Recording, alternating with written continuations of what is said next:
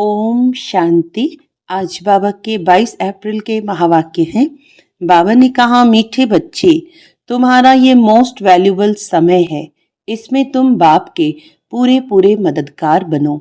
मददगार बच्चे ही ऊंच पद पाते हैं। प्रश्न है, सर्विसेबल बच्चे कौन सी बहानेबाजी नहीं कर सकते हैं? उत्तर है, सर्विसेबल बच्चे ये बहाना नहीं करेंगे कि बाबा यहाँ गर्मी है, यहाँ ठंडी है, इसीलिए हम सर्विस नहीं कर सकते हैं। थोड़ी गर्मी हुई या ठंड पड़ी तो नाजुक नहीं बनना है। ऐसे नहीं, हम तो सहन ही नहीं कर सकते हैं। इस दुख धाम में सुख दुख गर्मी सर्दी निंदा स्तुति सब सहन करना है, बहानेबाजी नहीं करनी है। गीत है, धीरज धर मनवा धीरज धर। ओम शांति। बच्चे ही जानते हैं कि सुख और दुख किसको कहा जाता है। इस जीवन में सुख कब मिलता है और दुख कब मिलता है, सो सिर्फ तुम ब्राह्मण ही नंबरवार पुरुषार्थ अनुसार जानते हो। यह है ही दुख की दुनिया। इनमें थोड़े टाइम के लिए दुख सुख स्तुति निंदा सब कुछ सहन करना पड़ता है। इन सब से पार होना है। कोई को थोड़ी गर्मी लगती तो कहते हम ठंडी में रहें। अब बच्चों को तो गर्मी में अथवा ठंडी में सर्विस करनी है ना। इस समय ये थोड़ा बहुत दुख भी हो तो नई बात नहीं, यह है ही दुख धाम। अब तुम बच्चों को सुख धाम में जाने के लिए पूरा पुरुषार्थ करना है। ये तो तुम्हारा मोस्ट वैल्यूबल समय है, इसमें बहाना चल न सके। बाबा सर्विसेबल बच्चों के लिए कहते हैं, जो सर्विस जानते ही नहीं वह तो कोई काम के नहीं। यहाँ बाप आए हैं भारत को तो क्या विश्व को सुखधाम बनाने। तो ब्राह्मण बच्चों को ही बाप का मददगार बनना है। बाप आया हुआ है तो उनकी मत पर चलना चाहिए। भारत जो स्वर्ग था सो अब नर्क है, उनको फिर स्वर्ग बनाना है। यह भी अब मालूम पड़ा है। सतयुग में इन पवित्र राजाओं का राज्य था, बहुत सुखी थे। फिर अपवित्र राजाएं भी बनते हैं। ईश्वर अर्थ दान पुण्य करने से तो उनको भी ताकत मिलती है। अभी तो है ही प्रजा का राज्य, लेकिन ये कोई भारत की सेवा नहीं कर सकते। भारत की अथवा दुनिया की सेवा तो एक बेहद का बाप ही करते हैं। अब बाप बच्चों को कहते हैं, मीठे बच्चे, अब हमारे साथ मददगार बनो। कितना प्यार से समझाते हैं। देही अभिमानी बच्चे समझते हैं, देह अभिमानी क्या मदद कर सकेंगे, क्योंकि माया की जंजीरों में फंसे हुए हैं। अब बाप ने डायरेक्शन दिया है कि सबको माया की जंजीरों से, गुरुओं की जंजीरों से छुड़ाओ। तुम्हारा धंधा ही यह है। बाप कहते हैं, मेरे जो अच्छे मददगार बनेंगे पद भी वह पाएंगे। बाप खुद सन्मुख कहते हैं, मैं जो हूँ जैसा हूँ, साधारण होने के कारण मुझे पूरा नहीं जानते हैं। बाप हमको विश्व का मालिक बनाते हैं, ये नहीं जानते। ये लक्ष्मी नारायण विश्व के मालिक थे, ये भी किसको पता नहीं है। अभी तुम समझते हो कि कैसे इन्होंने राज्य पाया, फिर कैसे गंवाया। मनुष्यों की तो बिल्कुल ही तुच्छ बुद्धि है। अब बाप आए हैं सबकी बुद्धि का ताला खोलने, पत्थर बुद्धि से पारस बुद्धि बनाने। बाबा कहते हैं, अब मददगार बनो। लोग खुदाई खिदमतगार कहते हैं, परंतु मददगार तो बनते ही नहीं। खुदा आकर जिनको पावन बनाते हैं उनको ही कहते हैं कि अब औरों को आप समान बनाओ, श्रीमत पर चलो। बाप आए ही हैं पावन स्वर्गवासी बनाने। तुम ब्राह्मण बच्चे जानते हो, यह है मृत्यु लोक। बैठे बैठे अचानक मृत्यु होती रहती है, तो क्यों न हम पहले से ही मेहनत कर बाप से पूरा वर्षा ले अपना भविष्य जीवन बना लेवें।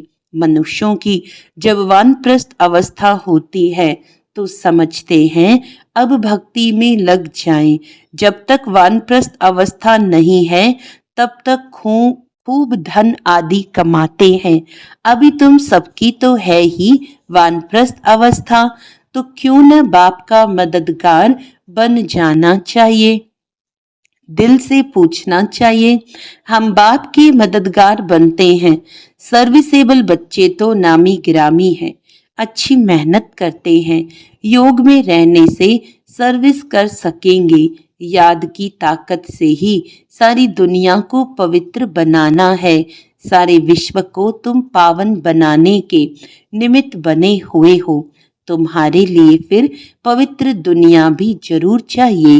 इसीलिए पतित दुनिया का विनाश होना है। यही सबको यही बताते रहो कि देह अभिमान छोड़ो, एक बाप को ही याद करो, वही पतित पावन है। सभी याद भी उनको करते हैं।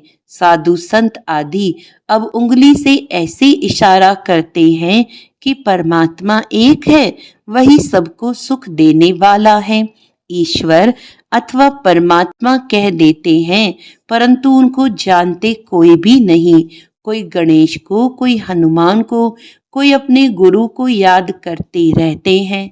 अब तुम जानते हो वह सब है भक्ति मार्ग के। भक्ति मार्ग भी आधा कल्प चलना है। बड़े बड़े ऋषि मुनि सब नेति नेति करते आए हैं।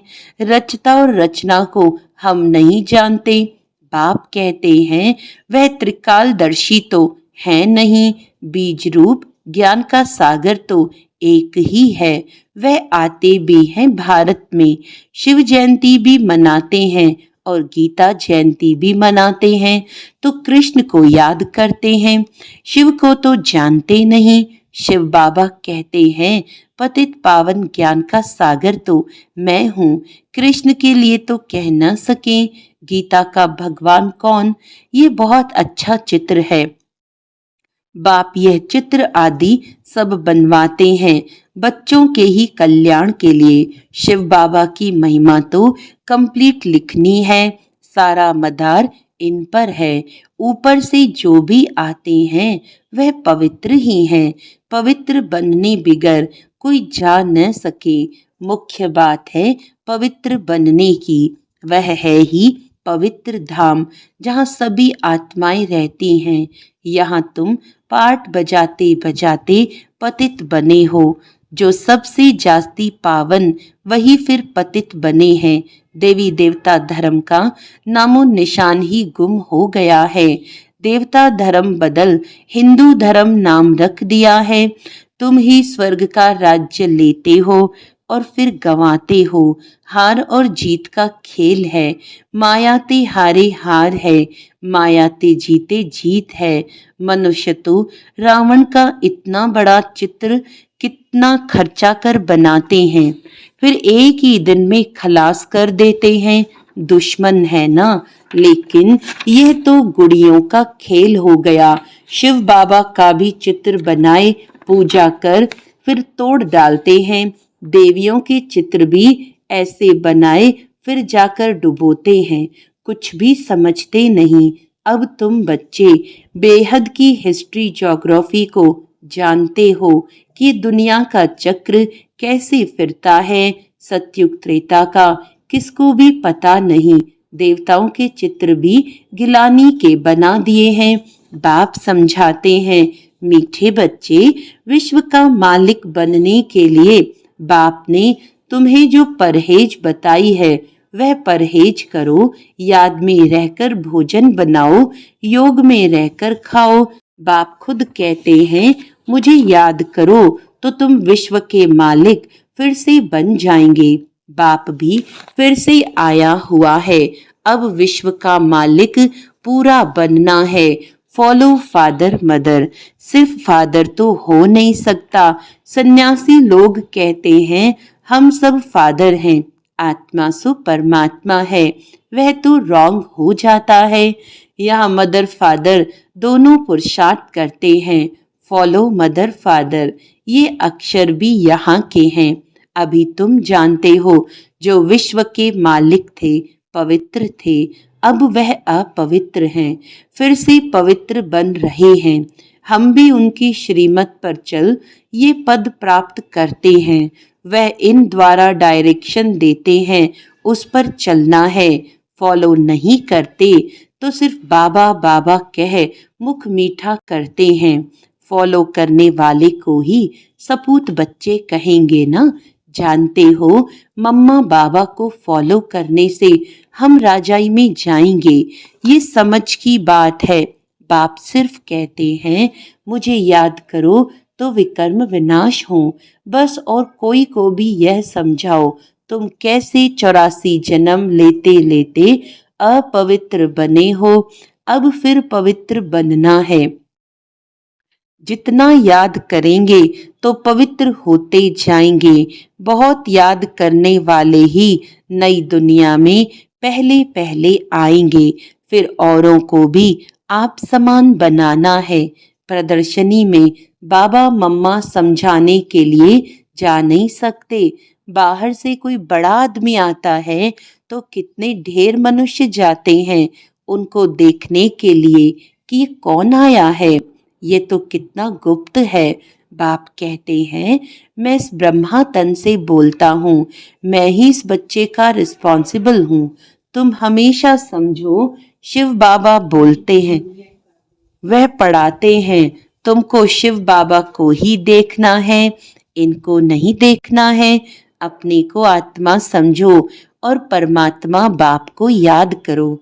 हम आत्मा हैं, आत्मा में सारा पाठ भरा हुआ है। यह नॉलेज बुद्धि में चक्र लगानी चाहिए।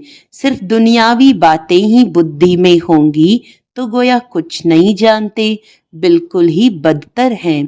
परंतु ऐसे ऐसे का भी कल्याण तो करना ही है। स्वर्ग में तो जाएंगे परंतु ऊंच पद नहीं, सजाएं जा खाकर जाएंगे, ऊंच पद कैसे पाएंगे। बाप, वह तो बाप ने समझाया है। एक तो स्वदर्शन चक्रधारी बनो और बनाओ, योगी भी पक्के बनो और बनाओ। बाप कहते हैं, मुझे याद करो। तुम फिर कहते, बाबा हम भूल जाते हैं। लज्जा नहीं आती? बहुत हैं जो सच बताते नहीं हैं, भूलते बहुत हैं। बाप ने समझाया है, कोई भी आए तो उनको बाप का परिचय दो। अब 84 का चक्र पूरा होता है, वापस जाना है। राम गयो रावण गयो, इसका भी अर्थ कितना सहज है। जरूर संगम युग होगा जबकि राम का और रावण का परिवार है। यह भी जानते हो, सब विनाश हो जाएंगे, बाकी थोड़े रहेंगे। कैसे तुमको राज्य मिलता है वह भी थोड़ा आगे चल सब मालूम पड़ जाएगा। पहले से ही तो सब नहीं बताएंगे ना, फिर वह तो खेल हो ना सके। तुमको साक्षी हो देखना है, साक्षात्कार होते जाएंगे। इस 84 के चक्र को दुनिया में कोई नहीं जानते। अभी तुम बच्चों की बुद्धि में है। हम वापस जाते हैं, रावण राज्य से अभी छुट्टी मिलती है, फिर अपनी राजधानी में आएंगे। बाकी थोड़े रोज है, ये चक्र फिरता रहता है ना, अनेक बार ये चक्र लगाया है। अब बाप कहते हैं, जिस कर्म बंधन में फंसे हो उनको भूलो, गृहस्थ व्यवहार में रहते हुए भूलते जाओ। अब नाटक पूरा होता है, अपने घर जाना है। इस महाभारत लड़ाई के बाद ही स्वर्ग के गेट्स खुलते हैं। इसीलिए बाबा ने कहा है, ये नाम बहुत अच्छा है, गेटवे टू हेवन। कोई कहते लड़ाइयां तो चलती आई हैं। बोलो, मूसलों की लड़ाई कब लगी है? ये मूसलों की अंतिम लड़ाई है।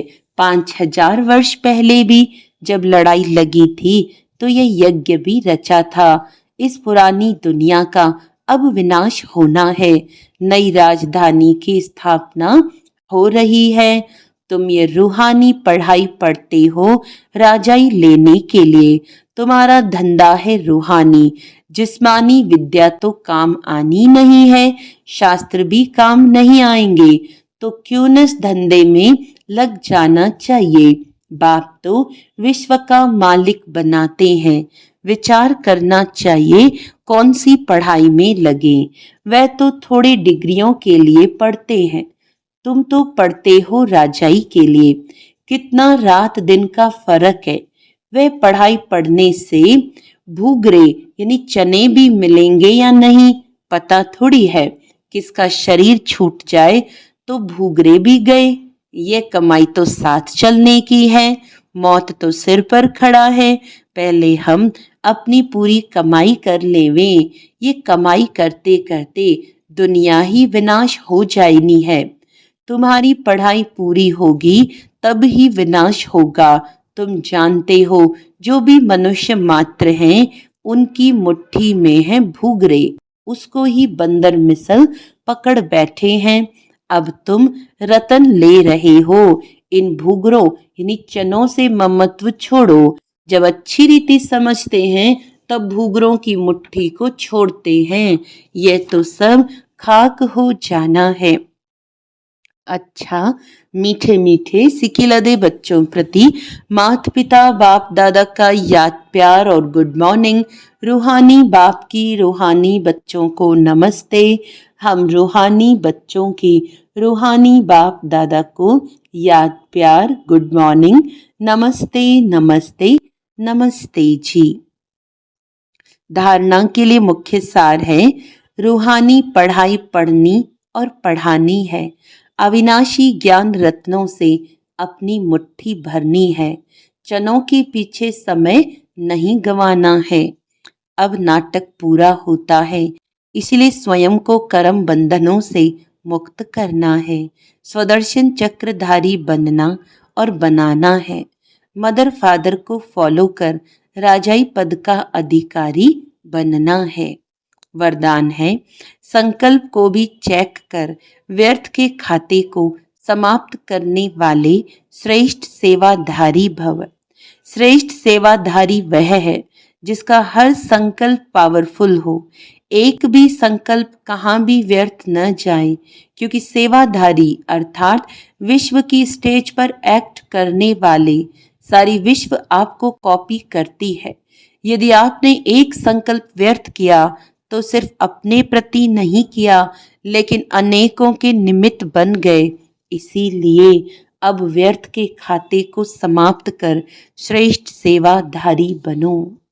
स्लोगन है, सेवा के वायुमंडल के साथ बेहद के वैराग्य वृत्ति का वायुमंडल बनाओ। अच्छा, आज का अव्यक्त इशारा है, संगम युग है ही कंबाइंड रहने का युग। बाप से अकेले हो नहीं सकते, सदा के साथी हो। सदा बाप के साथ रहना अर्थात सदा संतुष्ट रहना।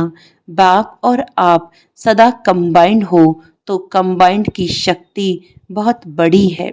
एक कार्य के बजाय 1000 कार्य कर सकते हो, क्योंकि 1000 भुजाओं वाला बाप आपके साथ है। अच्छा, ओम शांति।